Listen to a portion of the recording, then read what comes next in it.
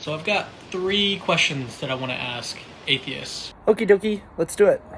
First question is, do you believe that God does not exist? So first of all, the way that your question is phrased is sort of interesting. You're saying, do you believe that God doesn't exist, when more accurately, what people who identify as atheists have is a lack of belief in a God existing. So it's not that they believe that God doesn't exist, it's that they don't believe that God exists. And I know that that sounds like semantics, but it is an important linguistic distinction. And second, there have been thousands of gods that have been taught about and believed in throughout human history. I have a personal concept that I call God, but I'm willing to bet that the God that you're talking about is the current one that many Christian people in America believe in, a white guy with a beard who created the universe. I don't personally believe that that entity literally exists. No. The next question is, do you believe in evidentialism?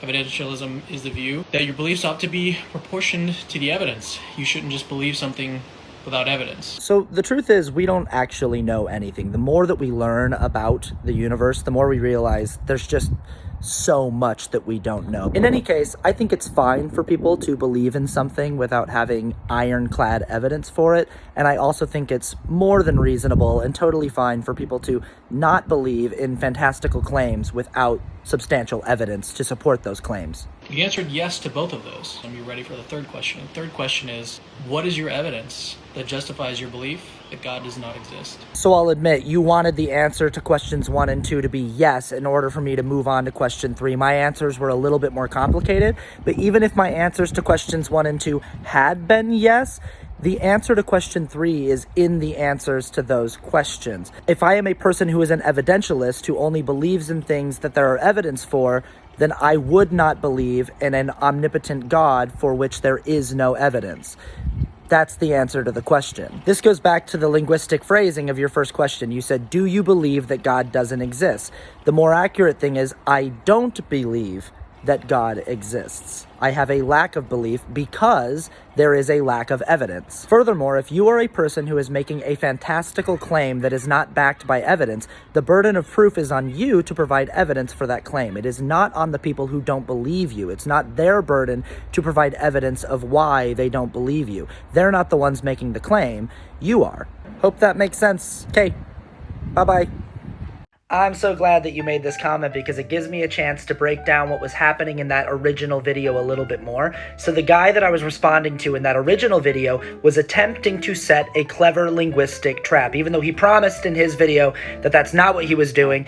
He swore that it wasn't a gotcha. He was just sincerely interested in hearing people's answers to the questions, even though it was very obvious that he was attempting a gotcha that hinged on the phrasing of the first question. So he asked 3 questions. The first question is, do you believe that God does not exist?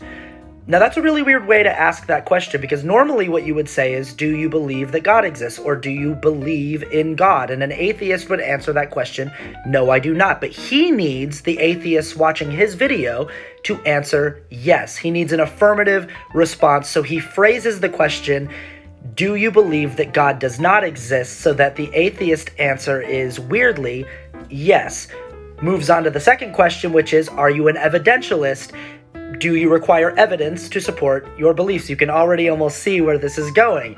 You answer yes to that question, so, okay, you have a belief. Yes, you have a belief here. And yes, you are a person who requires evidence to support your beliefs.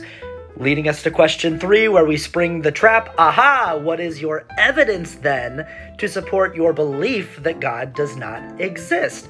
And then he can say, see, we're the same. We both have irrational beliefs that are not backed by evidence. Now you could say, well, my evidence is the lack of evidence.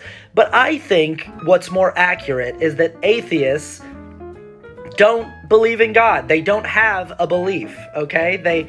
They have a lack of belief in the existence of God due to a lack of evidence. So the question is phrased the way that it's phrased so that you say yes, yes, oops, but really what it is I don't have a belief in God. I don't have a belief in leprechauns or unicorns because there is a lack of evidence, and that is intellectually consistent. And I know it seems like these things are just semantics, but in this particular instance, it really does feel like an important linguistic distinction to make, I think. Intellectual dishonesty.